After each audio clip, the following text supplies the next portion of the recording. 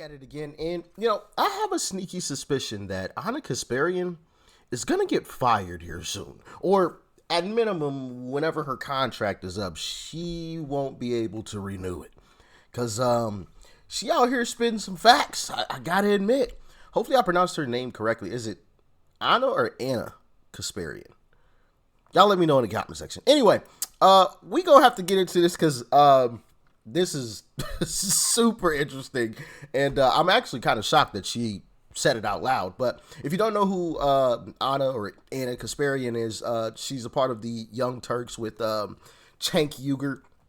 I'm sure you guys have seen her before. Actually, yeah, you guys already know who she is. I've had several videos where I've talked about something that her and Cenk have said in the past. So yeah, anyway, with that being said, let's dive in. Well, the crew over at Morning Joe on MSNBC, the same crew that wanted Biden to continue running in this presidential race despite the fact that he was suffering from clear cognitive decline. Yeah, those people, they're furious that journalists would have the audacity of ever reporting anything negative on the Democratic nominee, Kamala Harris, because Trump he's a special threat.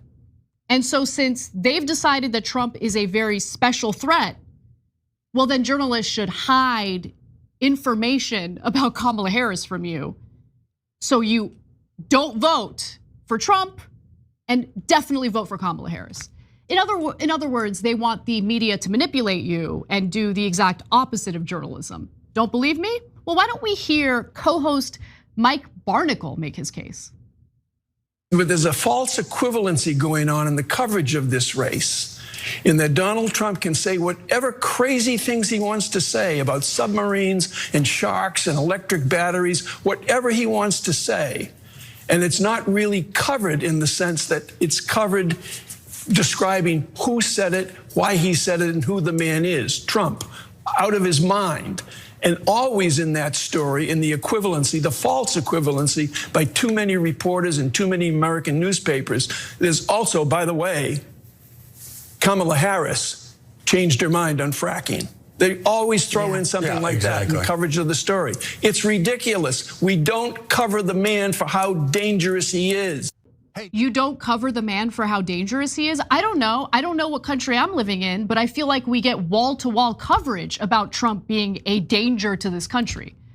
It is incessant. It is all they talk about on MSNBC. Did he just suggest that journalists shouldn't report on Kamala Harris changing her mind on fracking? Is that not an important policy that voters should be informed about? And also, is he under the impression that telling Americans the truth about where Kamala Harris stands on the issues automatically means that Donald Trump is gonna win the election? And now we're in this awful era. I think part of what they're doing is they're showing their hand. They know that the numbers for Kamala don't look good. They know how bleak the outlook is for Kamala. And so they're panicking. Oh, well, why aren't you talking bad about Trump? Why aren't you talking bad about Trump? We need to talk bad about Trump. Well, I want to show y'all something that I came across. And I'm not surprised, but allegedly, this is the coverage that ABC has had on Trump versus Kamala. And ABC is going to have the debate tomorrow as well. So yeah, look at this.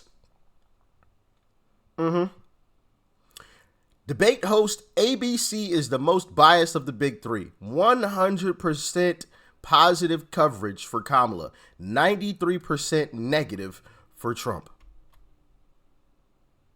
Yeah. They don't say anything negative about Kamala. I mean, and maybe this is false, but I haven't seen it, right? I have never seen ABC say anything negative about Kamala. I mean, if anybody has a clip, feel free to send it to me.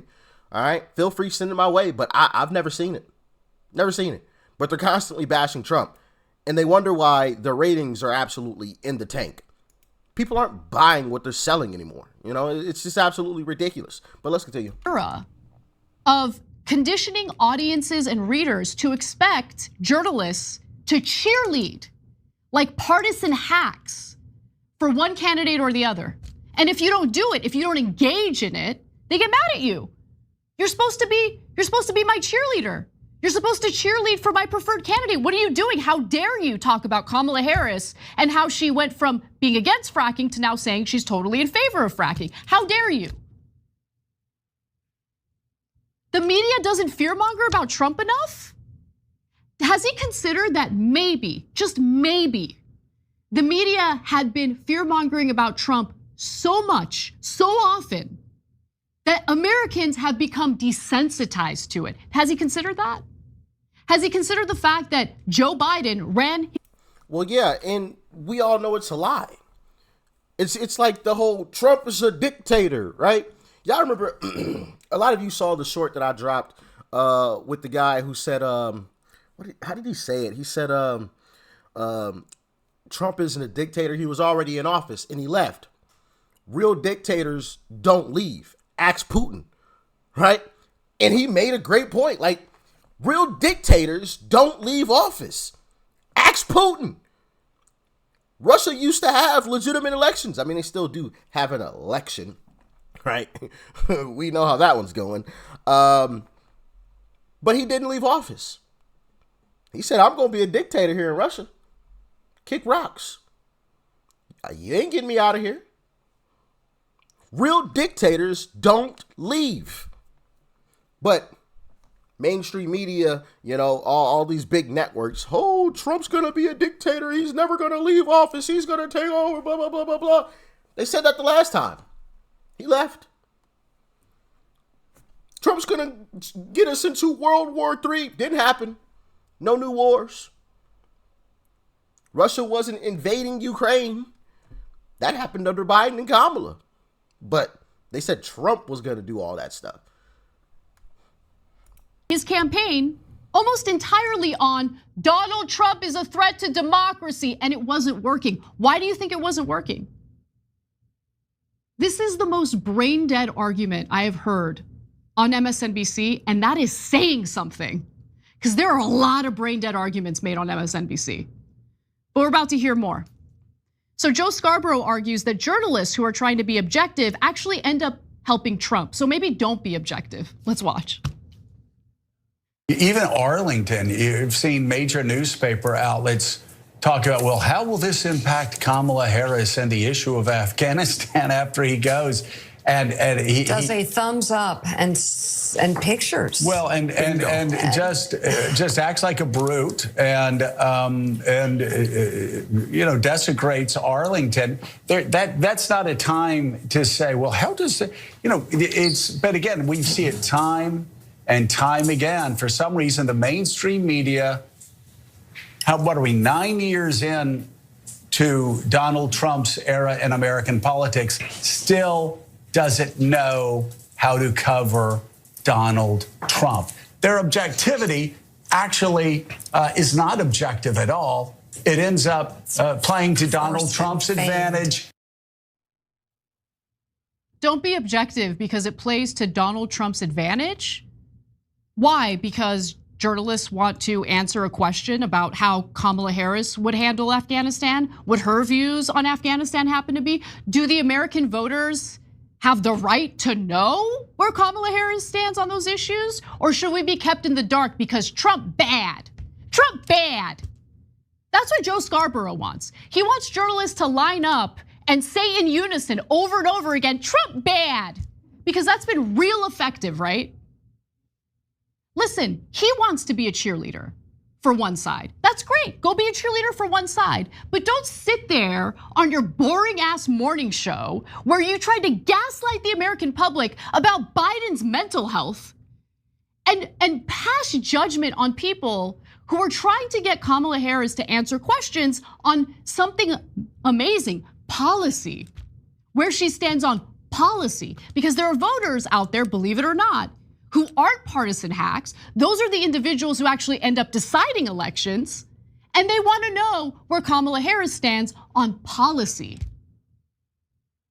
Simply hearing Trump bad over and over again doesn't work for them. I think the American people deserve to know where both candidates stand on policies. Don't insult the intelligence of voters. And more importantly, please don't pressure journalists to suck at their jobs by being nothing more than partisan hacks like Joe Scarborough is, like Mika Brzezinski is. It is unbelievable to me. So look, turns out that some are taking this crappy advice already, as left-wing misinformation, unfortunately, is now part of our media landscape. And it's not something that I'm happy about, because a lot of these sources I used to trust, I used to believe they're reporting at face value.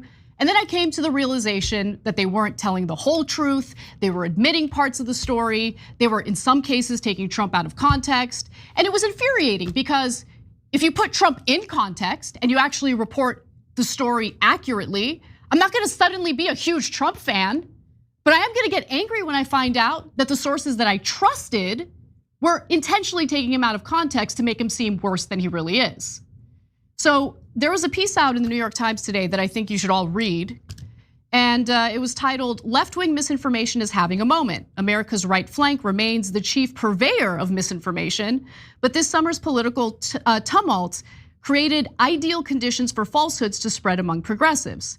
So let's just quickly focus on the Trump assassination attempt, where Joy Reid, an MSNBC host with more than 340,000 followers on Threads, raised questions about Trump's injury from the shooting, doubts that some of her followers interpreted when his medical details were not released as implying a cover-up. Then you also had that Brooklyn Dad Defiant guy on X, who has more than 1.3 million followers. He amplified such suspicions by offering his own doubts about Trump's injury. Yeah, the FBI confirmed that Trump got shot in the ear. Okay, like it's confirmed by the FBI. Like, who are we?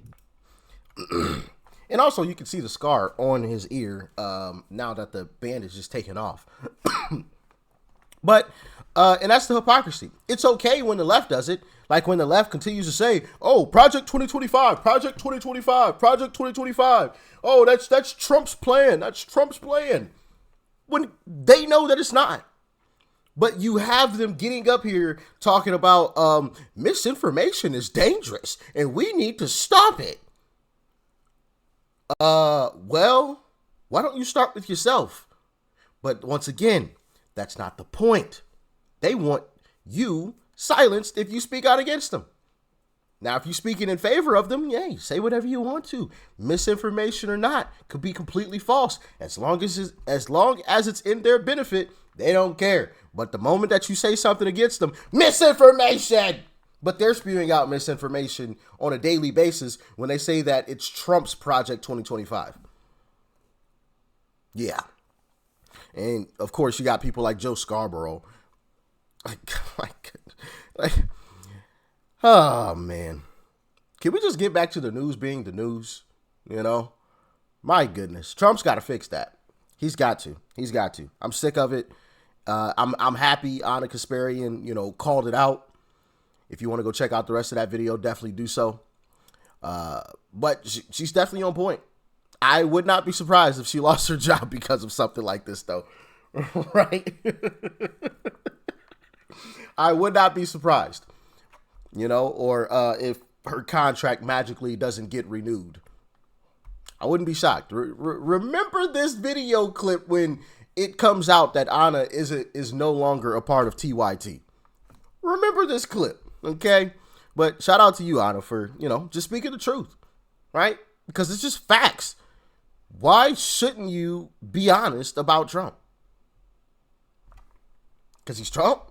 He's a threat to democracy. Okay, well, beat him fair and square. The fact that you continually say that he's a threat to democracy and you clearly can't beat him fair and square says everything you need to know about you. That means you're absolutely garbage. If Trump is bad, you can't beat him fair and square. You gotta hold on. Let me pull that back up. This is what you have to do. 100% positive, 93% negative. Allegedly, of course. But I believe it. Make no mistake about it. I believe it. I see it every single day. Every single day. Absolute insanity, man. But I just wanted to show y'all that because I thought it was super interesting to see somebody actually speaking the truth. I mean, it's incredible. It's incredible. I mean, it really is. You know, in today's world, seeing someone speak the truth is pretty rare these days. So when you see it, you got to acknowledge it. Stay safe out there. Peace and love. I'm out.